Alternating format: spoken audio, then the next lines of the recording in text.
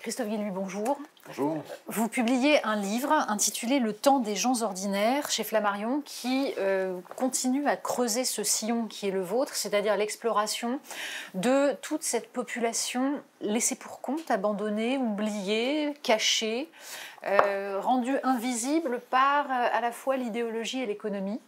Et ce concept de gens ordinaires est porteur de sens en lui-même, puisque c'est un concept utilisé notamment par George Orwell, repris, retravaillé par Jean-Claude Michéa. Et pourquoi avoir choisi de nous parler des gens ordinaires? Que signifie pour vous ce terme?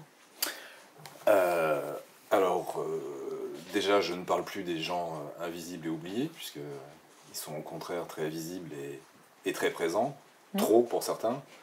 Ça explique beaucoup de choses. Je dirais que là, il y a quand même on a passé un seuil, et c'est pour ça que je suis assez optimiste sur la suite des opérations, c'est qu'il y a une bataille culturelle qui a été gagnée.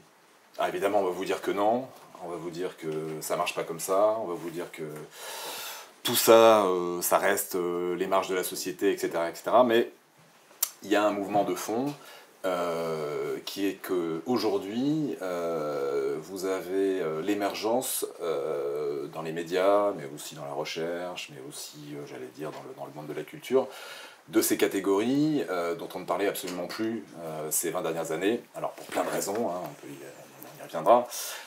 Et j'ai voulu prendre le concept d'Orwell et de gens ordinaires pour élargir, c'est-à-dire pour... c'est vrai que je parle des catégories modestes, des catégories populaires depuis toujours. Et là, l'idée, c'était de dire, oui, il y a toujours cette lutte de classe, il y a toujours ces catégories sociales, elles sont toujours présentes, les fractures sociales sont toujours opérantes, mais j'allais dire que le concept de classe sociale, finalement, ne dit pas ce qui s'est produit ces 2, 3, 4 dernières années, à savoir l'émergence dans le champ culturel. Et pour moi, l'utilisation du concept de gens ordinaires, c'était l'idée d'élargir et de dépasser finalement cette question de la lutte des classes, qui est encore très présente, pour déboucher sur quelque chose qui nous dit la société elle-même. Les gens ordinaires, c'est à peu près tout le monde. C'est ce que j'allais dire, dans gens ordinaires, on entend les gens majoritaires, en fait. C'est la majorité de la population qu'on ne découpe plus en classe sociologique, classe moyenne, classe inférieure, classe supérieure, etc. Voilà, la majorité. La bataille, j'allais dire politique, qu'on a encore à mener, elle est d'abord et avant tout une bataille des représentations. On l'a vu avec les gilets jaunes, on l'a vu avec des mouvements sociaux ces 20 dernières années. À chaque fois qu'émerge, j'allais dire politiquement ou socialement, ce groupe majoritaire, très vite on va vous expliquer que en fait non, ce sont plutôt des marges, ce sont plutôt des catégories minoritaires, ce sont plutôt des catégories finissantes. Et là l'idée c'est de réaffirmer autre chose, de dire que non, voilà, maintenant j'allais dire c'est fait, on ne reviendra pas en arrière, et évidemment ce sont des gens qui n'ont pas de pouvoir politique, ce sont des gens qui n'ont pas ou peu de représentation, mais la bataille politique se gagnera après. Des gens qui n'ont pas de pouvoir politique, c'est quelque chose d'extrêmement problématique, parce qu'a priori, la majorité, dans une démocratie, a le pouvoir politique. En tout cas, le principe, c'est que la démocratie organise, disons, le vote en fonction de la volonté de la majorité. Donc derrière, il y a une question démocratique majeure, et vous décryptez dans tout le livre, en fait, comment, même si le terme n'est pas vraiment explicité de cette manière-là, mais vous montrez comment tout est fait pour détourner cette dimension majoritaire. Vous l'évoquiez à l'instant, il y a la question du morcellement, l'idée que systématiquement on nous explique l'archipélisation. Il y a la question de la délégitimation du discours, et là il y a un travail sur les médias, mais finalement ça veut dire que la démocratie ne permet plus à ces catégories sociales de se faire entendre, et que c'est par des biais divers, même si justement le Brexit c'est une forme de démocratie, c'est un référendum, mais il y a cette espèce d'insurrection qui est nécessaire. Bien sûr.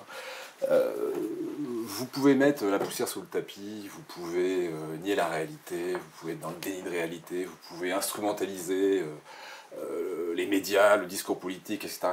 Il n'empêche voilà, il y a une majorité qui existe. Si vous voulez, ce qui est très intéressant, c'est de voir que la guerre des représentations, elle est en fait une guerre politique. La bataille se mène en réalité sur quelque chose de très précis, c'est-à-dire que la société libérale ou néolibérale ne peut perdurer que si elle morcelle. D'où, j'allais dire, la réussite, j'allais dire, médiatique en tout cas, de concepts liés au morcellement, à l'archipélisation, aux marges, à la complexité de la société. C'est-à-dire que tout ça vise à nous dire une chose, le peuple n'existe pas. Et si le peuple n'existe pas, alors nous pouvons gérer les choses de façon segmentée, de façon catégorielle. Et tout ça ne pose aucun problème au pouvoir, aucun.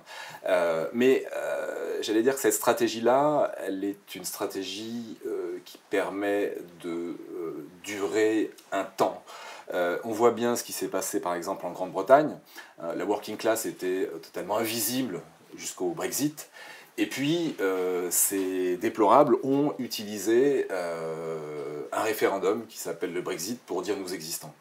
Et là, on s'est rendu compte que la working class britannique, en fait, n'était pas la marge ou quelque chose en voie de disparition, mais finalement quelque chose de beaucoup plus important que l'ancienne classe ouvrière, qui réunissait l'ensemble des catégories modestes et qui, de par son poids, a la possibilité de renverser la table. C'est ce que nous dit, en fait, la situation britannique. Alors après, est-ce que Boris Johnson sera la bonne personne? Est-ce qu'il ira jusqu'au bout? Est-ce qu'on aura réellement une politique de réindustrialisation, etc. Toutes les questions sont posées. Je sais pas. Mais j'allais dire que voilà, vous avez une masse majoritaire qui est capable, quand elle utilise les bonnes marionnettes, parfois, de renverser la table.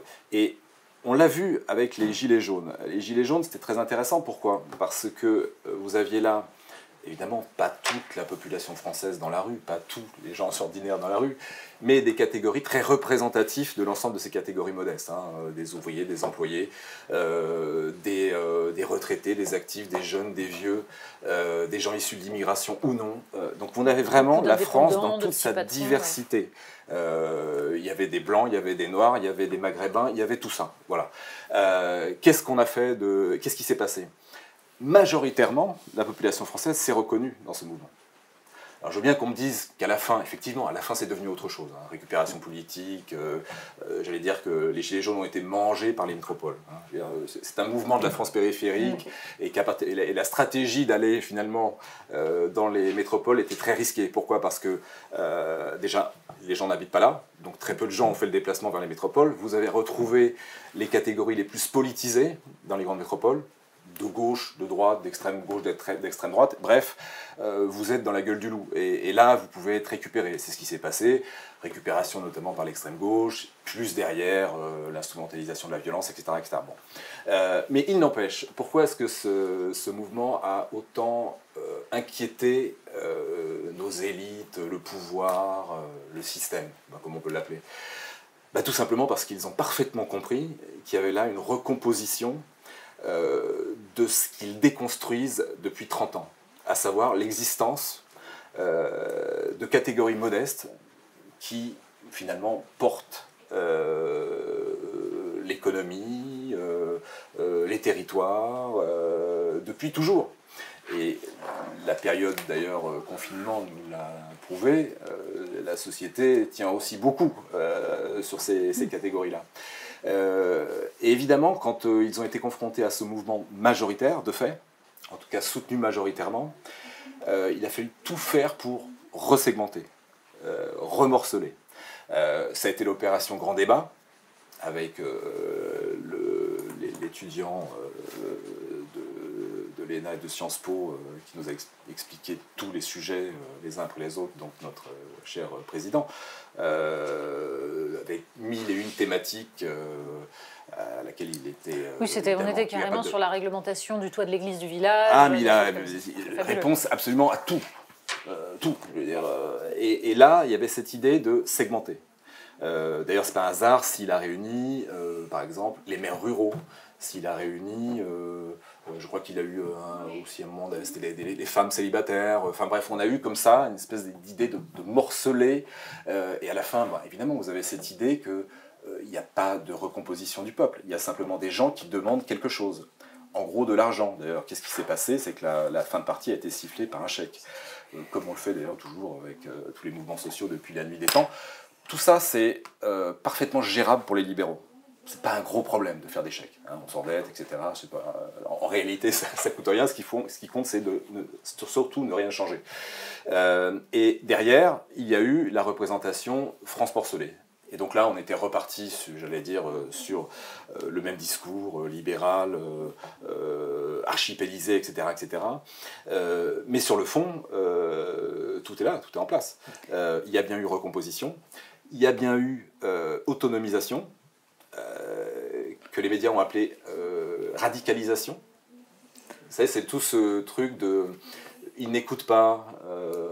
ils sont incapables de réaliser des diagnostics clairs. Voire de faire un grand programme.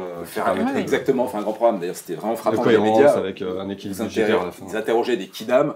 Alors, quel est votre programme économique? Voilà, mais je trouve ça génial. Quoi. Et là, il y a quand même toute la perversité et la responsabilité aussi des médias. C'est une des dimensions de ce qui apparaît dans votre livre, quand bien même. Sûr. Façon dont les médias construisent cela. Vous écrivez à un moment, débattre du réel revient à faire passer l'idée que ce que vit la majorité des classes populaires n'est pas exactement ce qu'elles croient vivre, qu'elles ne comprennent pas vraiment ce qu'est le monde dans lequel elles vivent, que c'est plus compliqué que ça. En fait, la façon dont les médias présentent les problèmes, vous le disiez, en les morcelant, ou en expliquant que les gens ordinaires ne sont pas capables d'entrer dans la complexité, c'est ça qui aboutit petit à petit à des représentations. Vous êtes sur l'idée que, enfin, si je vous comprends bien, si les représentations sont un élément essentiel de cette bataille qui, au fond, est une bataille économique, sociale, mais qui se traduit par du culturel, ceux qui tiennent la représentation sont les médias. Dans quel but ? C'est-à-dire, à qui profite le crime? Mais pour le moment, j'allais dire, l'idée pour le pouvoir, qu'il soit médiatique ou politique ou économique, c'est de préserver l'essentiel. Jusqu'ici, tout va bien. On gagne un peu de temps. Sauf qu'une société n'est absolument pas durable si le modèle proposé n'est pas... comment dire, un modèle qui bénéficie au plus grand nombre. Et aujourd'hui, on voit bien ce qui se produit notamment dans la France périphérique et sur beaucoup de territoires. C'est une désaffiliation politique qui est complètement liée à la précarisation sociale. C'est-à-dire que vous avez quand même un lien entre le processus de désindustrialisation des territoires et le fait qu'aujourd'hui les gens n'adhèrent plus au discours politique. Donc il y a quelque chose qui est évident. Donc l'idée en fait pour le pouvoir, c'est simplement de maintenir des représentations qui permettent de les légitimer. Si vous êtes dans une représentation d'une France morcelée, alors il y a simplement à gérer par segment la société et à aucun moment remettre en cause le modèle. On pourrait vous opposer que, certes, il y a eu cette manifestation d'un fait majoritaire, notamment à travers les premiers Gilets jaunes, l'émergence de ce mouvement, mais que pour autant, les fractures existent et qu'on voit monter des tensions qui sont des tensions entre catégories différentes de la population. Est-ce que ces tensions-là sont servies en fait par une façon de présenter les choses médiatiquement? Est-ce qu'il y a là une forme de manipulation pour casser l'unité de ces classes populaires, de ces gens ordinaires? Et de quelle manière ça se joue? Comment se fait-il qu'on ait à la fois l'impression, en effet, d'avoir vu un fait majoritaire et en même temps l'impression d'avoir des tensions qui se ravivent et un pays où les haines se radicalisent et où des groupes différents s'opposent? Alors là, on parle de la question culturelle, identitaire. D'ailleurs, c'est très drôle, c'est que on considère toujours que les gens ordinaires sont dans le binaire sur ces questions-là. En gros, raciste et rejetant l'autre. Et incapable de faire la part des choses. les gens font parfaitement la part des choses.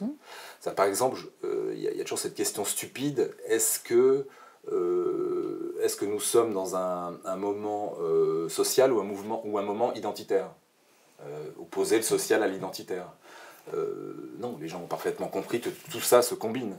Vous avez de l'identitaire dans le social et du social dans l'identitaire. Je veux dire, on peut avoir comment dire, une complexité, c'est effectivement le diagnostic des gens ordinaires, sur la question économique, sur la question sociale et sur la question aussi du rapport à l'autre, de l'immigration, etc., etc. Donc on peut, voilà, on a tout le champ, j'allais dire, comment dire, toutes les contradictions sont portées par ces gens ordinaires. Elles ne sont pas évacuées.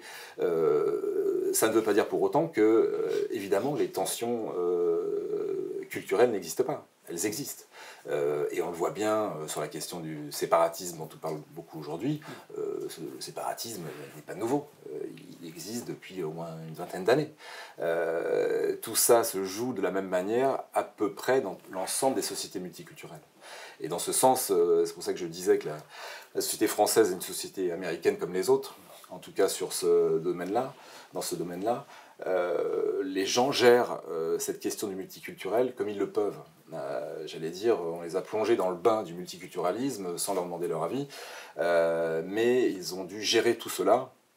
Et c'est un multiculturalisme beaucoup plus difficile à gérer, puisque c'est le multiculturalisme à 1 000 € par mois. C'est ce que j'appelle, j'allais dire, gérer les tensions avec les moyens du bord.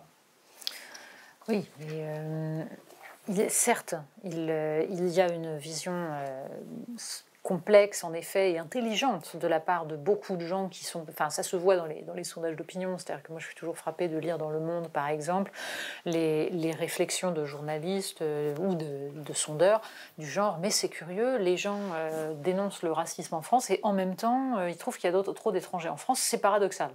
Ce qui, a priori, me semble une façon de prendre le problème assez particulière. À ceci près que la question est de savoir justement comment on peut articuler les deux. C'est-à-dire comment on fait pour que ces questions identitaires ne gangrènent pas toute possibilité de recréer un peuple au sens politique du terme. Et là, vous avez une vision, j'allais dire, optimiste dans un sens. Vous êtes assez optimiste puisque vous appuyez sur la question de la prise de conscience par les classes populaires de leur existence et de l'idée qu'elles font, qu'à leur tour elles font sécession. C'est-à-dire pour dénoncer la sécession des élites, elles font sécession avec ce modèle qu'on cherche à leur imposer. Pour autant, moi je vois quand même aussi beaucoup un travail de délitement, vous dites oui il y a du séparatisme, oui en effet il y en a, et la prise de conscience par les classes populaires n'est pas, ne se fait pas de façon homogène et immédiate, et on est dans un moment de bascule où il peut y avoir concrétisation de ça, mais comme il peut y avoir au contraire éclatement par l'effet d'une globalisation culturelle qui fait de nous un pays américain comme les autres. Bien sûr, non mais c'est clair que si politiquement rien ne se passe, si on laisse pourrir les choses, bien évidemment, on va à la catastrophe. Elle sera économique, elle sera culturelle, elle sera identitaire, c'est bien évident. Et j'allais dire, la prise de conscience politique ne se fera qu'à partir du moment où les politiques bosseront réellement pour les gens ordinaires. C'est bien ça le problème, quoi. C'est-à-dire que, moi par exemple, on me dit toujours, mais pourquoi tu bosses toujours sur ces catégories, sur les gens ordinaires, sur les classes populaires, etc. Tu vas bosser sur... Déjà, moi, je ne m'amuse pas avec ça.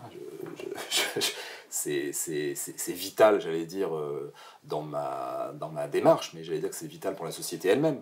C'est-à-dire que c'est quand même complètement fou d'imaginer que nos représentants politiques n'aient pas comme priorité de répondre à la demande économique, sociale, culturelle des gens ordinaires. C'est complètement fou. Parce que ça s'appelle la démocratie. Et aujourd'hui, dire répondez aux demandes de la majorité, on est immédiatement soupçonné d'être contre les minorités. Et travaillant beaucoup dans le logement social, etc., dans les quartiers dits sensibles, etc., notamment pour des bailleurs sociaux, on se rend compte que toutes les demandes des gens ordinaires ne sont pas clivées ethniquement. Par exemple, en banlieue, les gens veulent plus de sécurité. Tous les gens, blancs, noirs, maghrébins, voilà. Les gens, partout, demandent, quelles que soient leurs origines, faut toujours rappeler, pour mettre des espèces de...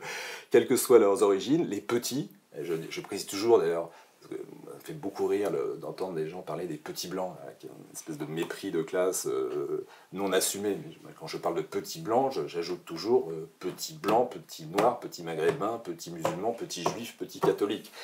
Voilà, et d'ailleurs quand on regarde tous ces segments, on se rend compte que tous ces petits, de l'ensemble de ces petites communautés, ont un immense problème avec les représentants de leur communauté, d'ailleurs. Donc le haut-bas, ça marche aussi à l'intérieur des communautés, exactement de la même manière. Aucun ne se sent représenté. Sur la question des flux migratoires, par exemple, tout le monde est d'accord. Quand vous habitez un logement social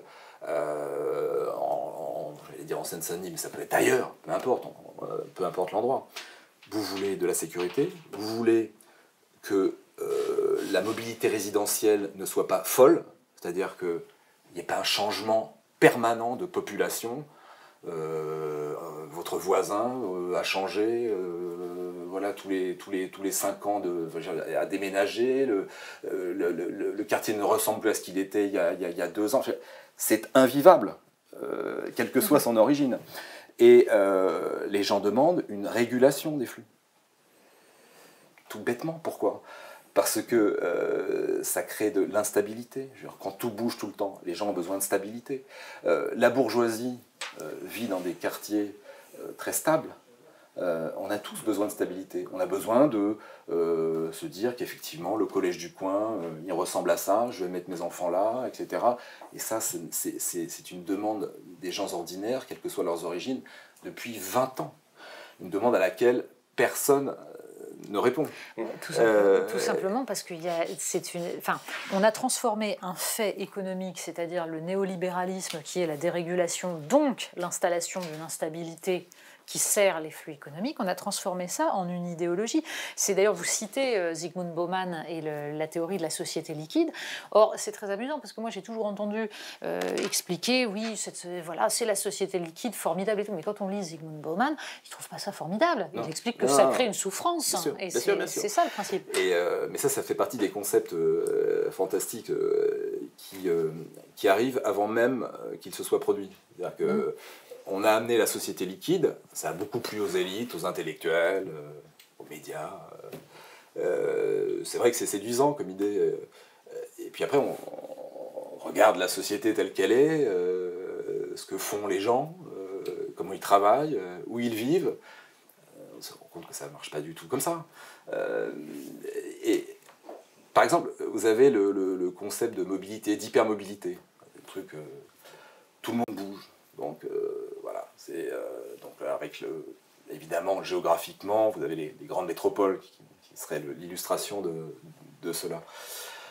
La réalité, c'est qu'on est dans une phase de sédentarisation. Et alors évidemment, quand vous dites ça, vous êtes complètement à côté de la plaque, puisque évidemment, on apparaît immédiatement comme un anti-moderne, etc. Sauf que statistiquement, la mobilité résidentielle ne cesse de baisser. C'est vrai en France, c'est vrai partout dans le monde. Et c'est de plus en plus vrai en Europe et aux États-Unis. Aux États-Unis aussi. C'est-à-dire que c'est ça qui est très intéressant, c'est qu'on voit bien qu'il y a un processus de cristallisation sociale. La géographie sociale telle que, alors j'allais dire, telle que je l'ai travaillée depuis des années, à savoir ces espaces périphériques, cette France périphérique, cette Angleterre périphérique ou cette Amérique périphérique, se cristallise. Se cristallise, ça veut dire quoi ? Ça veut dire que on est bien là sur quelque chose qui va durer pour les 50 prochaines années. Pourquoi ? Parce qu'il n'y aura pas de retour en arrière. La gentrification des grandes métropoles, qui est toujours abordée par le petit bout de la lorgnette, à savoir combien vaut mon appartement à Paris, c'est génial, ça a pris 20%. La réalité, c'est que c'est constitué au cœur de l'ensemble des pays occidentaux, ce que j'appelle les nouvelles citadelles du XXIe siècle, des endroits où on ne peut plus accéder.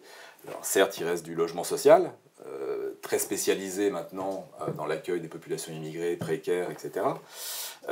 Mais la réalité, c'est que tout le parc privé est ou va se gentrifier.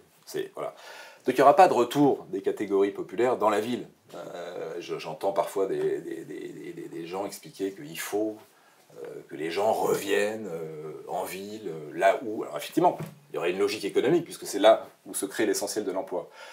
Mais il faut peut-être voir le problème en sens inverse. Recréer de l'emploi ailleurs, et pas seulement dans les grandes métropoles. Et j'allais dire que ce processus de sédentarisation, on le voit dans les petites villes, on le voit dans les villes moyennes, dans les zones rurales. Et alors, quand vous dites ça, on dit, bah oui, mais ce sont des vieux qui vivent là, qui vont mourir, etc. Non, quand vous regardez les choses, par exemple, il y a un indicateur qui vaut ce qu'il vaut, mais les gens qui vivent dans le département où ils sont nés. Je ne parle même pas de la région. Le département, c'est très petit. Donc c'est très majoritaire dans la France périphérique. C'est majoritaire en France déjà, je crois que c'est 52%. Vous avez il y a les chiffres dans et dans la France périphérique, vous atteignez des 60, des 70%. Alors, ce qui est très intéressant, c'est qu'on a essayé de segmenter par tranche d'âge. Parce qu'évidemment, ce qu'on va immédiatement vous dire, oui, mais bon, c'est ceux qui vont des vieux, je ne sais pas comment. Non, alors, il y a les bébés, hein, les 0-3 ans qui ne sont pas concernés, donc on va dire... mais globalement, les jeunes, les actifs et les vieux, issus de milieux populaires, restent là où ils sont nés. Et quand on regarde cela, j'allais dire de manière un peu anthropologique, à l'échelle du monde, finalement on se rend compte que c'est un truc très banal, quoi. Alors on va vous dire, mais non, les avions, l'hypermobilité, etc. Peanuts, je veux dire, les cadres qui bougent d'un aéroport à l'autre, je veux dire, ça ne représente absolument rien. Rien, même dans les catégories supérieures d'ailleurs. Après on va vous dire, oui, mais l'immigration, ça bouge, etc. Les flux migratoires, les flux internationaux, donc, ce n'est que 4% de la population mondiale. Donc 96% de la population dans le monde vit dans le pays où elle est née. C'est-à-dire que voilà, c'est important d'avoir ces indicateurs parce que on a tellement été enfumé par cette idée d'hypermobilité qu'on ne se rend même plus compte d'un fait anthropologique classique, à savoir les catégories modestes vivent là où elles sont nées, on peut ou pas la possibilité de partir, encore moins aujourd'hui, puisque la classe moyenne occidentale notamment a explosé, implosé, et qu'elle n'aura plus ces possibilités-là, qu'elle va rester sur place. Donc le racinement que beaucoup redoutent, de toute façon il est là. Moi c'est pour ça que j'arrête de me battre sur ces thématiques-là. Si on regarde le pays tel qu'il est, il est déjà sédentaire. Il est déjà enraciné. Et par exemple, là il y a eu, après le Covid, le confinement, toute la presse s'est ruée sur le truc. Alors c'était le monde d'après. Alors déjà, moi j'ai adoré le truc du monde d'après. C'était en gros ceux qui nous expliquaient hier le monde néolibéral formidable, génial, sont revenus pendant le confinement. Et, à mon avis, ils avaient moins de conférences, et donc ils se déplaçaient moins, donc ils avaient un peu le temps pour écrire. Et pour nous expliquer que oui, c'est vrai, il fallait revoir les choses, etc. Mais ce qui est très important, c'est garder la main. Moi, c'est ça qui me frappe, c'est toujours cette guerre des représentations. Bon, je veux bien écouter de temps en temps, voilà, il y a des gens qui hurlent dans un coin, etc. Mais on est d'accord, c'est quand même moi qui vais t'expliquer comment ça marche. Et donc, comment ça marche, là, par exemple, toute la presse se rue sur des indicateurs, à savoir, ah oui, mais est-ce que les gens vont quitter les grandes villes pour aller s'installer à la campagne, dans les villes moyennes, etc. Très bien de parler de ces territoires, etc. Je ne vais pas m'en plaindre. Mais je réfléchissais, je me disais, mais c'est quand même fou. On a en réalité le pays, on va dire, la majorité de la population. En plus, bon, pour quelqu'un qui est de gauche, de catégorie modeste, donc c'est quand même intéressant. Bon, voilà. Tout est là, on voit leurs problèmes, ce qu'il faudrait... Et on va se préoccuper des états d'âme des CSP+, parisiennes, savoir si, oui ou non, on va vivre ou non en dehors de Paris, Lyon, Toulouse, etc. Je m'en contrefous. C'est-à-dire qu'un cadre supérieur, en plus, il ne s'installera pas. Il achètera une résidence secondaire, mais il ne s'installera pas dans une zone rurale ou dans une petite ville. Éventuellement, voilà, il achètera une résidence secondaire si ce n'est pas encore fait. Mais tout ça, en termes de changement de mode de vie, post-Covid, c'est peanuts. Ça n'influe en rien sur la société. Et c'est assez fascinant de voir que voilà, tous les médias, mais aussi les politiques, se sont rués là-dessus. Voilà, les territoires vont changer. Et puis il y a aussi, au fond, un mépris absolu, un mépris de classe, un mépris culturel, qui est de dire finalement, bon, tous ces ploucs, bon, ils n'arrivent pas, enfin c'est des sous-développés, quoi, en gros. Hein, je veux dire, donc finalement, ce qu'ils attendent, c'est le cadre sup parisien pour enfin bénéficier d'un peu de matière grise sur ces territoires où les gens évidemment ne pensent pas et ne savent pas réfléchir. Et c'est assez intéressant, c'est que là encore une fois on est sur voilà, l'impossibilité de penser autrement qu'à partir d'une micro-société qui est voilà, ce petit monde d'en haut, enfin, qui peut être un peu plus large d'ailleurs, hein, ça peut représenter 20, 25, 30% de la population, on va dire, ce qui est déjà pas mal, mais qui en réalité ne pèsera rien sur la transformation des territoires des gens ordinaires. Vous abordez un sujet dans le livre qui est la question de l'écologie et du discours écologique, parce qu'il y a quelque chose d'assez intéressant, c'est le fait que dans toute la construction de ce discours écologique depuis quelques années, et en particulier au moment des Gilets jaunes, on a eu cette opposition justement entre l'écologie comme moyen de sauver le monde, de changer la société, et les aspirations des gens ordinaires. Or, ce que vous montrez dans le livre et qui est tout à fait juste, c'est que c'est justement le mode de vie de ces gens-là qui est bien plus à même de préserver la planète, et donc, en fait, j'allais dire la modernité est de leur côté. L'avenir est de leur côté. Sauf que la bataille culturelle, là, elle est peut-être pas encore tout à fait remportée, puisqu'on n'est pas dans... Mais si vous voulez, on a créé le modèle métropolitain,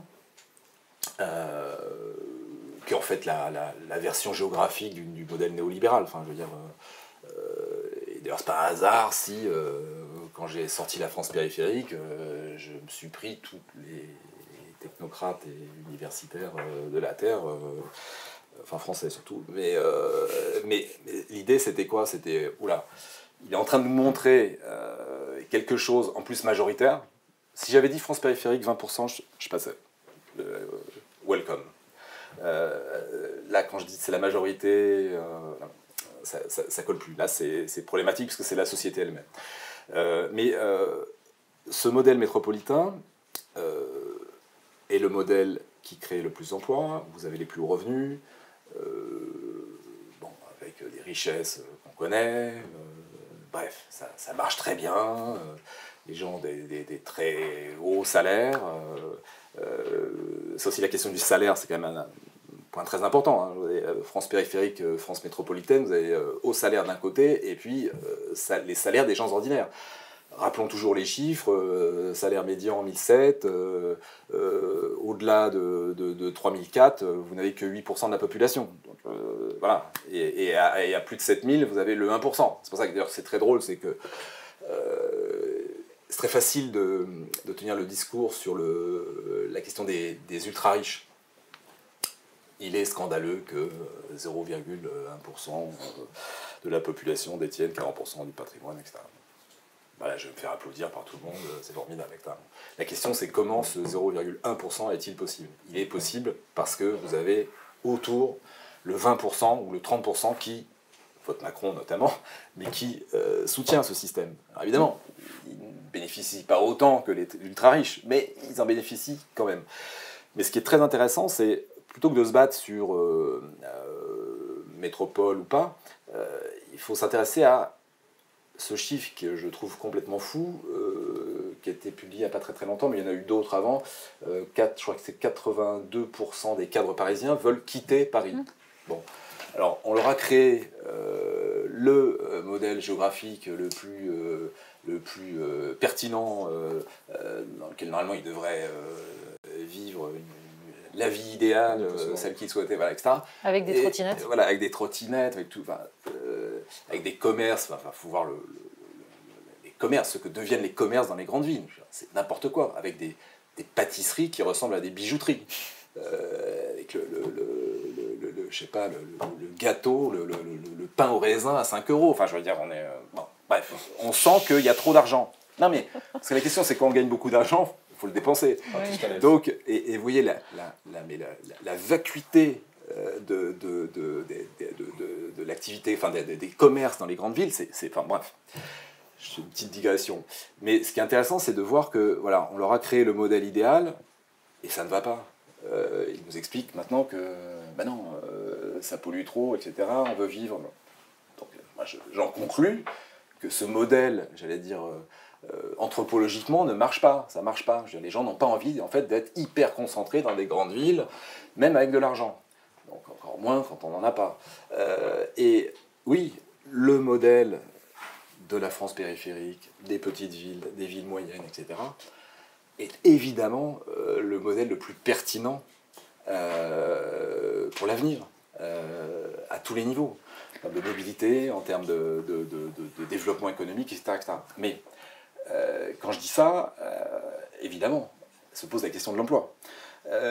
Et là, je veux dire, là, il faut évidemment une prise de conscience politique. Alors, soit elle se fait avec les gens qui sont en place, j'en doute, soit on aura à un moment ou à un autre un basculement, mais on l'aura de toute façon. Alors vous parlez de décélération, d'atterrissage pour ce modèle.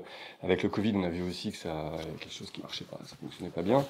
Et vous posez la question de comment ceux qui promovaient ce mouvement perpétuel de mobilité, des échanges sans fin, alors comment cela même pourrait-il provoquer cette décélération que vous appelez de vos voeux? Comment ça marche? Mais la décélération, comment dire, elle va se faire de toute façon. Elle est en train de se faire, de fait. J'allais dire, pas joyeusement. C'est-à-dire que ce qui est devant nous quand même, c'est une crise sociale qui va évidemment être beaucoup plus violente dans la France périphérique que dans les grandes métropoles. Je veux dire, les gens ordinaires ont certes, j'allais dire, gagné culturellement, mais économiquement et socialement, non, on est loin du compte. On est très loin du compte. Là, ce qui se prépare quand même, et on le voit déjà, c'est déjà opérant, hein, je veux dire, c'est des plans sociaux. En plus, il y a quand même, particulièrement en France, des choix économiques. J'allais dire encore bravo nos technocrates français, qui ont été assez catastrophiques, hein, d'avoir tout misé sur le tourisme, tout misé sur l'aéronautique, et puis laisser filer tout le reste. Et d'ailleurs, je dis toujours, en forme de boutade, mais si le chevènement de 2002 se présentait aujourd'hui, face à Macron, il serait réélu à 60%. Pourquoi Parce que, en fait, il est arrivé trop tôt. C'est-à-dire qu'il arrive à un moment avec un diagnostic absolument pertinent. C'est très intéressant de relire. Mais non, mais il faut relire. C'est hyper intéressant sur la question de la désindustrialisation. Exactement, c'était le seul à en parler. Sauf que je crois ce qui est intéressant, c'est de voir qu'il arrive trop tôt. C'est-à-dire qu'il arrive à un moment où on pense que ne va morfler que la classe ouvrière. Oui, tout à fait. Et comme la gauche avait déjà abandonné la classe ouvrière, d'ailleurs c'est pour ça que je commence par la phrase de Mauroy sur la disparition de la figure de l'ouvrier au Parti socialiste, ils ont vraiment pensé que ça allait s'arrêter là. Sauf que c'était une fusée à plusieurs étages. Après les ouvriers, on a eu les employés, après les employés, on a eu les indépendants, etc. etc. Et puis les paysans. Bon. Donc on a eu un gros bloc qui est ce bloc populaire. Les solutions que Chevènement prônait à l'époque, on les a vues comme une espèce d'attachement désuet à un monde industriel, comment dire, du passé, etc. Bon. Sauf qu'on n'avait pas compris un truc, c'est que l'industrie, c'est aussi du tertiaire, c'est aussi du primaire, c'est aussi, voilà, c'est la société. Un emploi industriel crée 3 emplois de service derrière, enfin il y a des tas de données. Voilà, et aujourd'hui, pourquoi je dis il serait élu, c'est que vous avez eu un événement, enfin, qui est pour moi l'événement le plus considérable de ces 30 dernières années, c'est-à-dire la disparition de la classe moyenne occidentale. C'est-à-dire, quand je dis ça, non, les gens n'ont pas disparu, pchit, ils ne sont plus dans ce qu'était la définition de la classe moyenne, c'est-à-dire une phase intégrée économiquement et en phase d'ascension sociale et intégrée aussi culturellement. Voilà, c'est ça qui dysfonctionne aujourd'hui, qui fait qu'il n'y a plus de classe moyenne, parce qu'elle n'est plus un référent culturel et elle n'est plus intégrée économiquement, donc socialement. Et aujourd'hui, vous avez des catégories très diverses. D'ailleurs, c'était ça la force des Gilets jaunes, c'est la recomposition, c'était catégories très diverses. L'indépendant, le salarié du public, du privé, homme-femme, etc. D'ailleurs, c'était très drôle de voir des hommes et des femmes sur les ronds-points, et les gens s'étonnaient, et à la fin, resegmenter. Oui, mais ce sont des femmes célibataires. Bon, bref, on est d'accord, ça ne peut pas être simplement des gens, voilà, avec des femmes et des hommes, tout bêtement. Et ce que je veux dire par là, c'est qu'on a eu donc une sortie progressive de la classe moyenne, ouvriers, paysans, employés, petits indépendants, et aujourd'hui, il y a une fraction des retraités. C'est pas un hasard si on a vu des retraités sur les ronds-points. Tout ce bloc-là, j'allais dire, irait vers Chevènement. C'est pour ça que, bon, arrêtez de parler de Chevènement, mais non, je sais, c'est intéressant, j'allais dire, politiquement, parce que ça veut dire que il y a un décalage dans le sens où on imagine, voilà, tout est perdu, en gros, il y a l'extrême droite ou Macron. En gros, voilà. Mais non, c'est simplement un problème de casting. Et surtout, là où il y a une intelligence populaire, les gens ont parfaitement compris tout ça. C'est pour ça que je dis toujours aux crétins qui nous expliquent que, en gros, les gens ordinaires sont manipulables. Donc, il suffit de leur mettre un cinglé, ils vont voter pour lui. Non, je pense exactement l'inverse. C'est-à-dire que les gens utilisent des marionnettes populistes, elles prennent ce qu'il y a sur le marché. Elles vont prendre un type bizarre aux États-Unis qui s'appelle Trump, tout en sachant qu'il est bizarre. Je ne sais pas, voilà. Elles vont utiliser le Brexit, voilà, parce que c'est quelque chose. Elles ont d'ailleurs utilisé un référendum en France en 2005. Oui, ça a été raté. Bon, voilà, on aura dit non. Mais pour prolonger la question d'Emmanuel, la question c'était comment organiser et préparer cette décélération avec les mêmes. Mais la question va plus loin, c'est-à-dire que vous montrez que donc il y a cette majorité qui de fait n'a plus les moyens politiques, démocratiques de se faire entendre. Tout le problème, c'est est-ce que ça peut se passer autrement que par une révolution? Est-ce qu'on peut éviter aujourd'hui quelque chose qui sorte du simple cadre de la démocratie? Alors, comment on fait? Déjà, j'allais dire, ne pas tomber dans le pessimisme. Non, bien sûr. Sans une pointe de pessimisme. Non, d'inquiétude. Mais un pessimiste, c'est un optimiste bien informé. C'est vrai et aussi. Après, il réagit pour éviter ce qui lui fait peur. Tout est fait pour démoraliser. Oui. Tout. Tout est fait pour dire aux gens, vous n'êtes rien. D'où d'ailleurs les instrumentalisations, Black Lives Matter, Traoré, machin, enfin bon, bref. La réalité, c'est que nous ne sommes pas dans une révolution, nous sommes dans une forme de guérilla culturelle. Voilà. Je dis guérilla parce que c'est long, la guérilla. Et tout ça progresse. Évidemment, le pouvoir va vous dire que ça ne progresse pas. Mais c'est pas vrai. Moi, je vois même des gens parler qui jamais n'auraient évoqué les classes populaires en parler aujourd'hui. Je vois des types qui me crachaient dessus avec la France périphérique, qui utilisent le terme, etc. Enfin bref, ça existe. Même chez un Macron, ça existe. D'ailleurs, il nous a fait l'amabilité de nous nommer comment dire, un Premier ministre avec un accent du Sud-Ouest. Ben oui, il connaît le territoire, il a No un comment, accent. non mais c'est terrible, mais en même temps ça veut aussi dire, bon, il y a peut-être un truc, voilà. Ce que je veux dire c'est que, oui, la révolution, j'allais dire, le grand clash, c'est, j'allais dire, c'est encore, je crois que ça fait partie des représentations qui nous mènent dans une impasse politique. Oui. Je ne crois pas à ça. Je crois en revanche que des gens peuvent émerger très très vite. Bon, Macron nous le prouve d'ailleurs. Hein, c'est bon. Mais aucun modèle, même totalitaire, parce qu'il y a toute la question, est-ce que pour se maintenir, ils vont aller vers ce que vous appelez le totalitarisme soft? Il y a sûrement des gens qui sont tentés par, sauf que le totalitarisme soft ou pas, il n'est pas ou peu durable. C'est-à-dire que c'est un système qui peut tenir à un instant T, mais quand la masse ne croit plus du tout à ce que vous racontez, ça devient impossible. Et on voit bien, ça craque. Et ça craque par tous les bouts.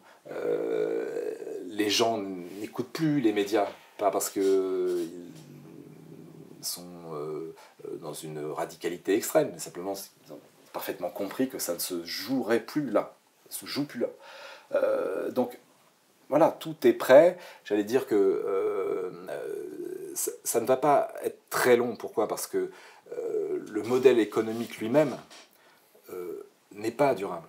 Vous ne pouvez pas dire, d'ailleurs, c'est pas un hasard si on parle du revenu universel.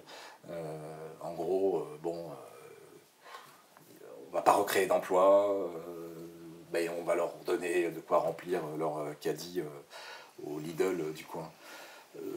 Non, les gens n'aspirent pas à remplir un caddie chez Lidl, pas seulement. Ils aspirent à autre chose, notamment à travailler et à vivre de leur travail. Et ça, c'est quelque chose qui est incontournable. Donc je pense que réellement, l'économie ne peut plus tenir uniquement sur ses bastions, c'est-à-dire quelques secteurs économiques, quelques métropoles. Ça ne suffit pas.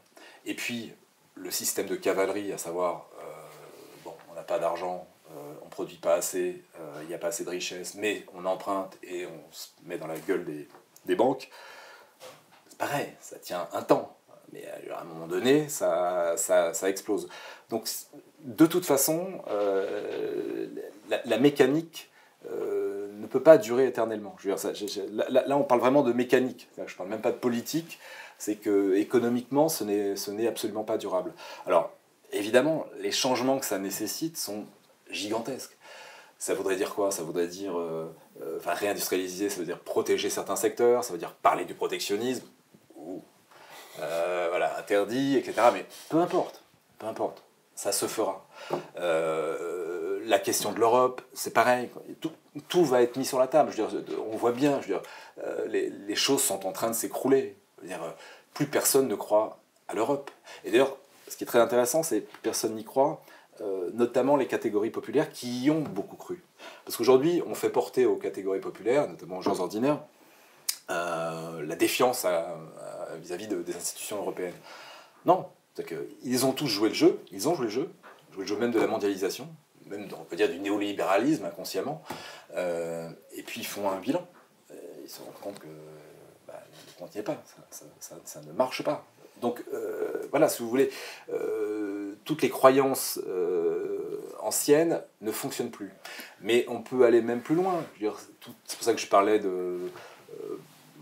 Il y a l'idée de l'instrumentalisation de l'écologie, il y a aussi le greenwashing, le diversity washing, etc. Mais les gens voient que tout ça ne repose sur rien. Et ça veut simplement dire qu'on est à la veille d'un renversement. C'est une mécanique qui n'est pas exclusivement politique, qui est vraiment culturelle, et puis qui s'appuie sur une réalité économique qui n'est absolument plus viable aujourd'hui. Et je ne parle même pas de l'écologie, puisque bon, c'est aujourd'hui que le modèle métropolitain est le plus pollueur. Consommateur de voilà. ressources.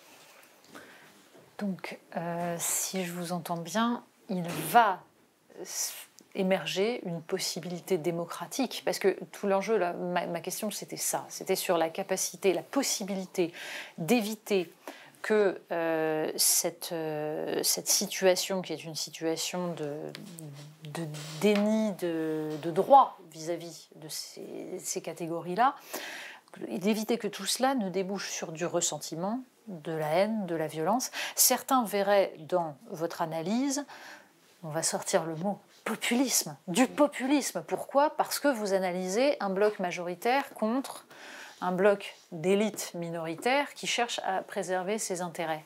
Comment on évite que cette analyse et qu'en fait cette réalité ne débouche sur du ressentiment, sur une fracturation? Comment on fait pour garder ça dans un cadre démocratique qui va permettre d'aboutir à quelque chose choisi par la majorité? Mais justement, j'insiste beaucoup là-dessus, puisque évidemment, je connais les techniques de délégitimisation. C'est-à-dire qu'il y a vraiment cette idée à chaque fois, vous parlez des catégories modestes, populaires, donc populisme. D'ailleurs, c'est pas un hasard si France Périphérique, on a parlé de populisme géographique. Mais j'étais content parce que j'ai vu que pendant le Covid, on a eu le populisme sanitaire. Oui. Ça se décline. Voilà, donc en fait, bon, on a compris.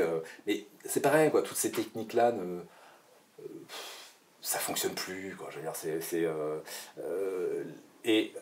j'insiste quand même sur un point, c'est que c'est pour ça que je disais, les catégories populaires ont cru à l'Europe, ont cru à leurs élites, ont vraiment fait confiance, ont cru aussi aux médias. Non mais je veux dire, c'est... Il n'y croit plus depuis quelques temps. Non mais ce qui est fait... Oui, bien sûr. Quand on voit la cote de confiance des médias, oui, ça fait bien un bout sûr, de temps. ça s'est effondré. Mais ce que je veux dire, c'est que qu'on a l'impression, tel que c'est décrit aujourd'hui, que c'est presque inhérent aux catégories populaires d'être dans une espèce de refus des élites. Non, c'est faux. Il n'y a pas d'anti-élitisme. Moi, je n'ai jamais rencontré des gens qui, en se levant le matin, disent « Moi, je suis anti-élite ». Rien dire. Les gens ne sont absolument pas là-dedans. Ils sont prêts à aller vers des élites, mais des élites respectables et qui les respectent. Oui, exemplaires. Des élites qui... D'ailleurs, c'est très drôle, c'est que pendant l'affaire Raoult, on parlait de populisme sanitaire, mais bon, j'ai entendu Raoult une fois expliquer qu'il était très élitiste et très, très, au contraire, très, dans une représentation très, très inégalitaire de la société, quoi. Donc, je veux dire, les gens n'ont pas de problème avec... Et ça, c'est vraiment quelque chose de très important. Il n'y a pas d'anti-intellectualisme. Il y a simplement des gens qui font le constat que les élites d'aujourd'hui, non plus comme objectif le bien commun, deux, ne les reconnaissent pas comme légitimes. Il faut aussi, je veux dire, il faut légitimer aussi les gens ordinaires pour faire démocratie. Et c'est ce qui provoque leur réaction. C'est dans ce sens-là. Et non pas, et ce n'est pas comment dire, un rejet a priori des intellectuels, de l'intellectualisme, etc. Pas du tout. Vous abordez le sujet, vous dites qu'il y a la déglingue que la classe moyenne a subi avec le néolibéralisme, répond aujourd'hui la déglingue des élites, des classes supérieures. Et vous citez un nom, Jacques London, qui lui-même ne voulait plus monter au salon. Mais alors si les élites actuelles sont déglinguées, que ça ne marche pas, qu'elles ne savent pas répondre, et que les classes populaires ne trouvent pas en elles-mêmes la volonté de monter au salon, donc justement de générer de nouvelles capacités de remplacer, comment on peut... Les élites, celles qu'on voit, vous êtes dans un journal où il y a quand même des intellectuels qui passent, il y a quand même plein de gens qui réfléchissent, il y a quand même, même en politique, il y a des gens intéressants. Enfin, je veux dire, c'est pas ça la question. Aujourd'hui, vous avez, en fait, c'est pour ça que j'insistais là-dessus, c'est des élites qui ont oublié le bien commun. Du coup, elles ont tout lâché, quoi. Elles ont tout lâché. En France, le modèle républicain, mais ailleurs, d'autres modèles nationaux. C'est ça le problème. Et quand vous avez des élites qui abandonnent le bien commun, forcément, vous ne trouvez pas des solutions pour la majorité. D'ailleurs, ça rappelle exactement la situation de bien de pays africains. On est toujours en train de faire la leçon aux Africains, mais les élites, j'allais dire françaises, à bien des égards, je ne parlerai pas de la corruption, enfin, on ne va pas aborder ce sujet, mais non plus, c'est peut-être un point commun justement avec les élites africaines, comme objectif le bien commun. Et c'est ça qui crée une distorsion. Quand vous aurez demain, si vous avez demain des élites qui à nouveau souhaitent répondre à la demande, aux demandes des catégories les plus modestes, vous recollez les morceaux. C'est pour ça que je dis qu'il n'y a pas de discours a priori anti-élite. C'est pas ça le problème. C'est la question, c'est quelles élites. Par exemple, on parle beaucoup de l'ENA. Alors, l'ENA a déjà fait le bilan. Puis bon, on a vu les résultats surtout. Mais le modèle de l'ENA s'est appliqué un peu partout. Vous avez des grandes écoles de tout, un peu partout. Notamment sur les territoires, par exemple. Ils viennent tous des mêmes milieux. Alors certes, ils vont vous dire qu'ils sont issus des régions. Sauf qu'ils viennent de Lyon, voilà, ils viennent de Lyon, ils viennent de Toulouse, etc. Puis bon, et à la fin, ils ont tous la même représentation néolibérale des territoires, et tous pensent que le développement de leur région, c'est à partir de la grande métropole, etc.